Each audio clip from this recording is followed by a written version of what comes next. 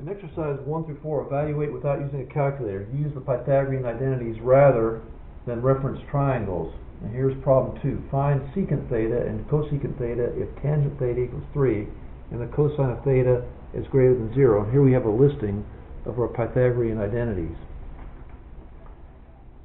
Which one are we going to use? Well, we have the tangent and we're trying to find secant and cosecant, but we need to find secant, so probably the second one might be a good one to use first.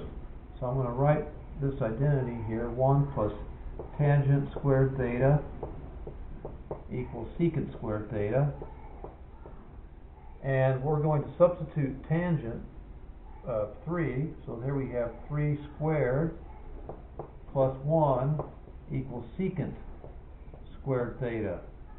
Well, 3 squared is 9, plus 1 will make 10, so 10 equals secant squared theta, and to solve for the secant, we take the square root of both sides of the equation, and so we end up with secant of theta equaling plus or minus the square root of 10. And as to answer the question, plus or minus, we know that the cosine theta is greater than 0, so its reciprocal likewise is going to be greater than 0 as well, so we end up with just square root of 10. Now we're going to go on to find the cosecant of theta, and for that we're going to use our third identity here, which is 1 plus the cotangent squared theta equals cosecant squared theta. Well, do we have the cotangent of theta? No, we don't. But we know that the cotangent of theta equals the reciprocal, or 1 over the tangent of theta, using this reciprocal identity.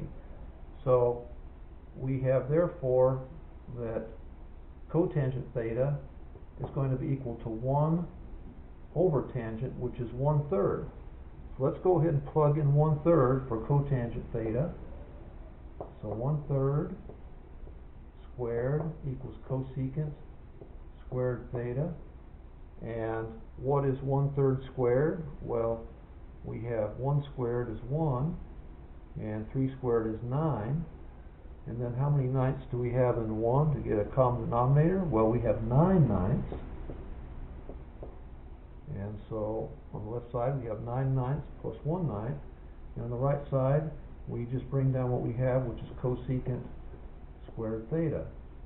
And we have 10 ninths equals cosecant squared theta. And taking the square root of both sides of this equation, we have cosecant theta equal to the square root of 10. And what is the square root of 9? Well, it's going to be 3. And we have, of course, we have to examine plus or minus. Well, we have the tangent that's positive. We know the cotangent is positive, therefore, and then the cosine is positive too. So we're going to have to be somewhere in quadrant 1 where everything is positive. So this is what we have. We solve for secant theta and cosecant theta using our Pythagorean identities. I hope this has been helpful. Thanks for viewing.